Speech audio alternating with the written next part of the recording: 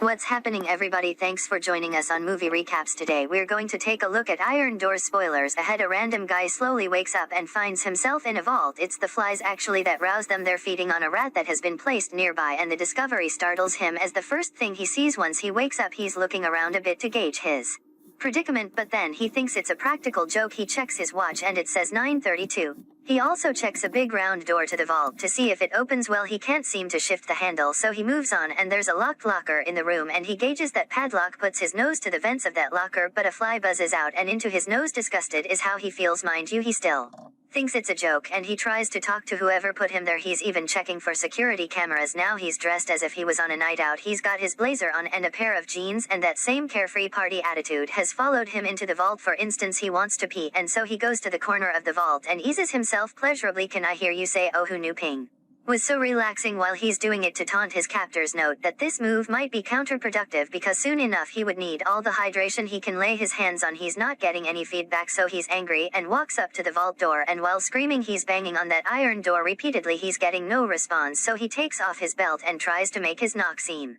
louder with that metal head on the belt and all. When he still gets no results, he turns his anger and attention to the locker and continually abuses it both verbally and physically. Poor locker even manages to climb on top of the locker. As tall as it is now, he can see the extent of his little kingdom. So it's day 2 and he's still in this vault. The flies' eggs from just yesterday have begun to mature into maggots now, and you know they're feeding on a rat. The man has his jacket over his head as he wakes up, so he gets up and clumsily drops his phone, making it shatter. Before now he's been trying to find a signal but wasn't getting those bars. As such, the phone might as well be useless. All things considered, now he realizes he's thirsty, so he goes to the corner, but this time he collects his urine in one of his shoes. Get this, he drinks it all up. Delicious. At least he's learned to value the importance of recycling. He yells out to whoever is on the other side, are you happy now? And now he's starting to think about food and briefly stares at that maggot-infested rat, but then he kicks it away and does some more yelling at no one in particular. He's reaching for the overhead fluorescent light and it rattles a bit. He probably played basketball in another life, and this is when he spots a key inside the light. With his eagle-eyed vision style, he brings that light down without damaging it and finds the key to the locker. While he hesitates before opening it, there might be a dead body inside or something even more dangerous, who knows. But when he does open it, he finds 2 canisters of gas and a blowtorch. There's some goggles too, and a hammer with a high-caliber chisel. Now he's no mechanic or artisan, but slowly and surely he gets around assembling the equipment. He tests the heavy door with the hammer and chisel, and then he fires up the blowtorch, turns it towards the sprinkler system in hopes that it would rain, but you know nothing happens. At least he has a blowtorch to distract from his desperate situation, and now he tries his luck on the big door proper. It fires and blows, and he checks to see if there's a dent, but nope, there's nothing, so he becomes angry and starts trashing the place. Problem is, all he has to really vent his anger upon is that locker and dangling fluorescent, so when he gets tired of kicking that locker, he sits on the floor and he starts to talk to himself. Probably going crazy already, and only on the 2nd day, and that's a record for the fastest time going crazy while in isolation. Otherwise it ought to be a test of his resilience, and the voice in his head even talks back. One good thing though is that it points him to a small hole in the wall, and so he picks up the hammer and chisel to work this angle. Well, then he gets angry when a chip flies off the wall into his eye, starts cussing, but you know you gotta go on. Eventually he achieves a reasonable dent in that wall, but he's extremely drained. He's looking at that dead rat now, and then he tries one maggot for taste. Not bad. He then picks him all up, a handful of them, and throws them into his mouth and goes off to pee in his shoe and flushes that maggot protein down, and then he almost pukes. But you know what we're feeling, that one too. So, and after all that, he has a little strength. Ha, who knew maggots with urine on the side could double as an energy snack? Soon enough our man strikes some metal wall reinforcement, and now it's blowtorch time, and he's able to cut through the rods. Now it's a small hole that might not yet fit a man, but it's something nonetheless. He ends up going to sleep, and later on he's woken by another buzzing fly. Well, that sleep really didn't do anything because you could still see he's drained, so he resumes chiseling, and soon enough he's encouraged because it seems that he's broken through to the other side. Well, now he's motivated to put a lot more work in, so he chisels and chisels till that hole is big enough to squeeze himself through. On now once on the other side it's the same story, and he's frustrated. It's another vault similar to the one he just left, but with a minor change in the furniture and decor. Unlike his, which came with a locker, this vault has a lamp and a coffin. Of all things, he quickly stretches into the hole to get that chisel from the other end, so you know we don't know what's lurking in that box, and he has to defend himself. He slowly opens that lid and surprise, it's a sleeping African beauty. Well, that same beauty screams at the top of her lungs when she becomes conscious, and she even slides through the hole to visit his vault. She's imagining that he wants to kill her, and you know what, no one can blame her for that. He's trying to explain their situation to her, but you know she's not buying this, so the man puts out the lights on.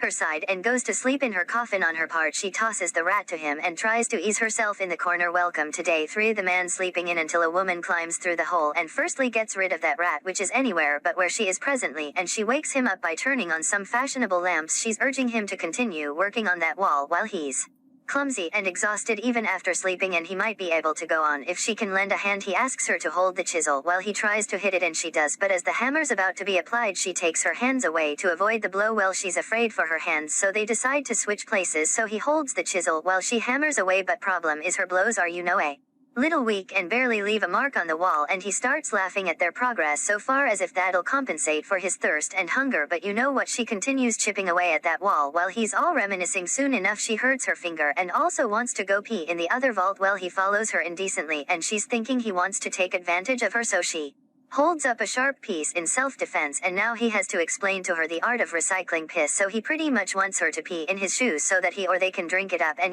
stay hydrated. Well, that's a bit extreme and the woman knows that too, so she refuses to pee in his shoes. Maybe with a little convincing she will, or even the prospect that he might die from dehydration, and she'll be left all alone to break through the wall with her delicate muscles. In essence, the man lays the facts down: he's got to drink some liquid or else their chances are slim, so she picks up a shoe from the floor, asks that he turn around. After multiple tries from her over her dignity and decency, he agrees to turn around, and when she's done she hands that shoe to him and he drinks up and even has the mind to leave some for her too, and she drinks. Now the man eyes the maggot factory of a rat again and samples a juicy maggot. The woman almost pukes at the sight, so they're back at her side trying to break through a new wall, and the woman starts crying. Is she being punished for something she did? You'd imagine both of them are. Well, to cheer her up he starts his singing and she cracks a smile at him. You really can't help but admire his attitude the whole way through. He's determined to crack this conundrum. He and they both are in, always with a cheer, while seeming to converse with and pull his so-called captors along every step he takes. So he continues chiseling and singing and she continues smiling. There's only so much he can do to keep that cheerfulness up, and so he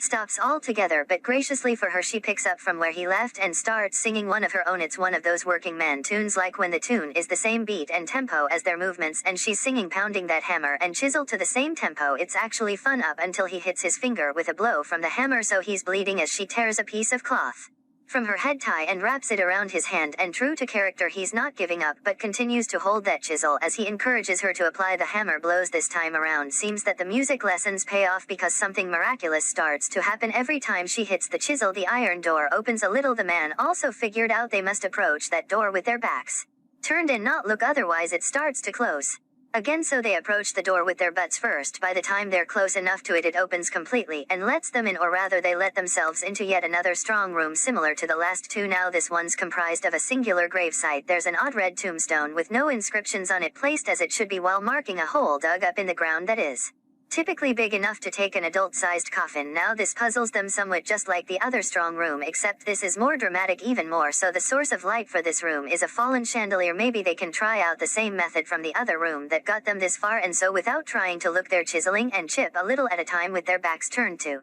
that iron door, but nothing happens, and so the most sensible thing to do is dig deeper into the grave. It's hard work digging a grave, even if in their case most of it is already done. Now the man's exhausted for having to break through anything for 3 days straight without adequate food and drink. It isn't long before he collapses and can't go any further. He essentially gives up. Now the woman tries to console and encourage him, but with his last strength ever he points that chisel at her and threatens her if his captors don't free him. It's a bluff, however, on both sides of the game. I mean, he doesn't even have the heart or strength for it, so let it rest. He's so weak he can't even lift an arm, to talk less of himself. He's so weak he can barely lift an arm, and she tries to help him up, but he's not budging. She even slaps and kicks him to motivate him in her own way, but still not responding. She carries him over to the edge of the grave and is able to lay him down properly, and then she starts to cry for being overwhelmed at everything. She also has the sense to feed the man her tears. Maybe they can revive him. Well, he recovers long enough to feel his hands on her chest. Her heart is pounding. What if these are their last few moments alive? How would they like to spend it, irrespective of his exhaustion? The man isn't even averse to the company of a woman in his dying moments. Apparently, of all the things you can't do if you're drained of energy, sex isn't one of them. Turns out you can still make love to a partner come hell or high water, or is it of ill health and high fever,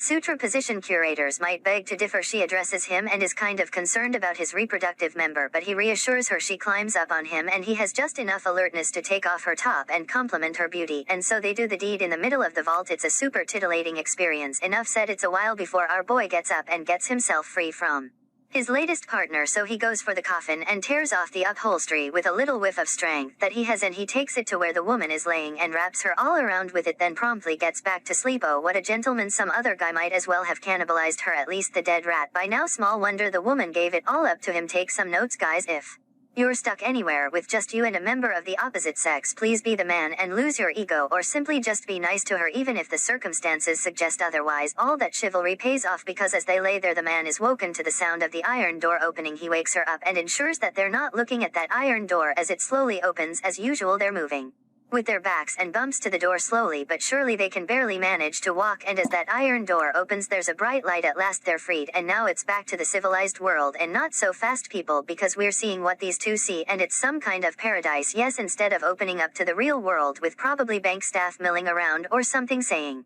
they've been in 3 vaults so far, or perhaps an abandoned bank building opening up to a street with cars. In real life, rather, we see a paradise, Adam and Eve style. Really not what I was expecting, but these two seem to be happy and relieved for their sake. I also see a waterfall in the distance, and that was the movie. Thanks for chilling with us to the end. This was our recap of Iron Doors, a 2010 German 3D thriller film directed by Steven Manuel. Our 2 stars of the movie are Axel Wedekind and Ranjan Onyoni. If you guys felt the recap, go ahead and throw a like, and if you like the channel, well, hit subscribe. Make sure you hit that notification bell for more content. Until next time.